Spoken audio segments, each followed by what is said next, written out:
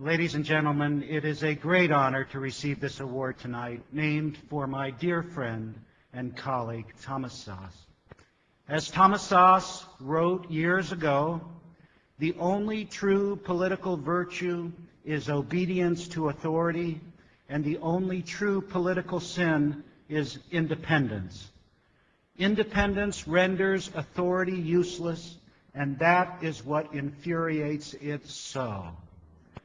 You've undoubtedly been told you're mentally ill for daring to say that the emperor called psychiatry has no clothes, not to mention stupid and unscientific.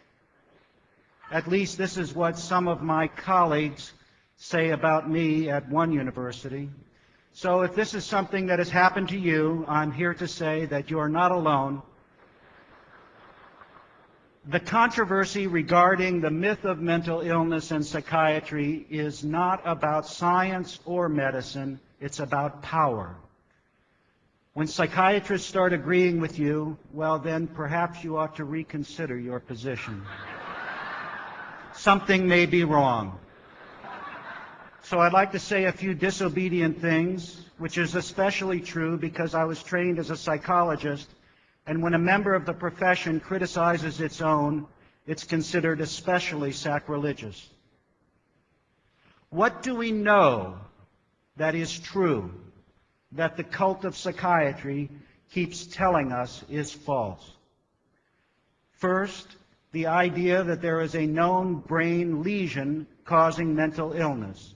The truth is, we cannot tell who is mentally ill and who is not by looking at pictures of their brains or analyzing their blood. Psychiatrists had to invent their own book of diseases because pathologists would have nothing to do with them. It's called the Diagnostic and Statistical Manual for Mental Disorders, the DSM, a great work of fiction. What's the difference? What's the difference between the DSM and a scientific book of disease? Every disorder in the DSM is invented. Every disease listed in a pathology textbook is discovered. Real disease is found in a cadaver at autopsy.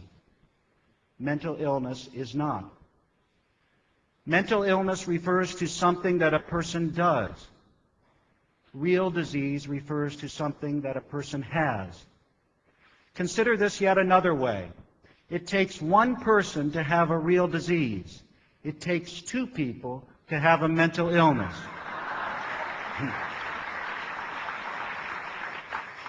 If you're alone on an island, you could develop a real disease like cancer or heart disease, but you cannot develop a mental illness such as hyperactivity or schizophrenia.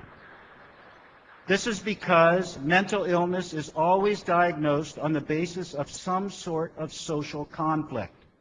When people do something that others find objectionable, they can be diagnosed as mentally ill. If the person doing the diagnosing is more powerful than the person diagnosed, then there is trouble. In this sense, the diagnosis of mental illness is always a weapon. Not so when it comes to diagnosing real disease. Think of how, when people get angry with one another, they inevitably resort to some kind of diagnosis. They say, "You're crazy. You're mentally ill. You're paranoid." Can you imagine somebody getting angry with someone and saying, "You have diabetes. You have Parkinson's disease"? Social conflict has nothing to do with developing a real disease. You don't develop diabetes because someone doesn't like the way you think, speak, or behave.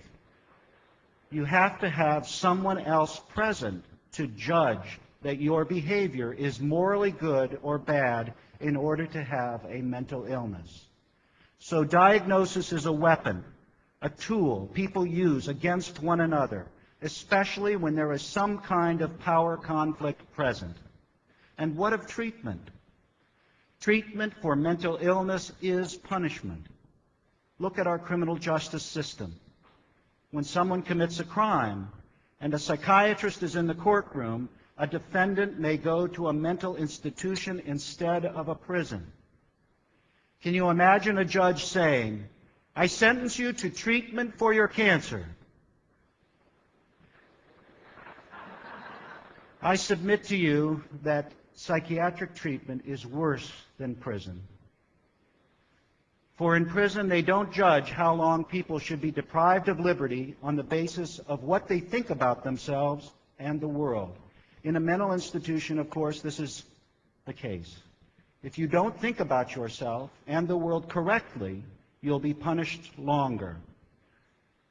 Psychiatrists love to say that mental illness is a real disease, just like cancer. The analogy between mental illness and real disease is not reciprocal. It doesn't hold both ways. Having cancer is not like being depressed. We don't shock people who have cancer to make them better, especially if they don't want to be shocked. Consider how melanoma, a deadly form of skin cancer, is a disease here as well as in northern India. If you have melanoma, does it cease to exist if you move to another country, another culture? Of course not. If you're wandering the foothills of the Himalayas and meditating for 15 hours a day, you may very well be called a holy man in India. Take that same person, have him walk across the grounds of the Washington Monument in Washington, D.C., and he's diagnosed a paranoid schizophrenic and committed to a mental hospital. What do you think psychiatrists would do if Jesus were alive today, or Buddha, or Mohammed? Bada bing, right into a mental hospital, injected with drugs to stop their crazy beliefs and speech. Psychiatrists today are the true grand inquisitors. They would crucify the holy men and women of yesterday in an instant. My father was sent from Nazi Germany to America in 1933 when he was about 15 years old. From the time he was sent out of Germany by his family because he was a Jew until his dying day 5 years ago, he had nightmares that the Nazis were persecuting him.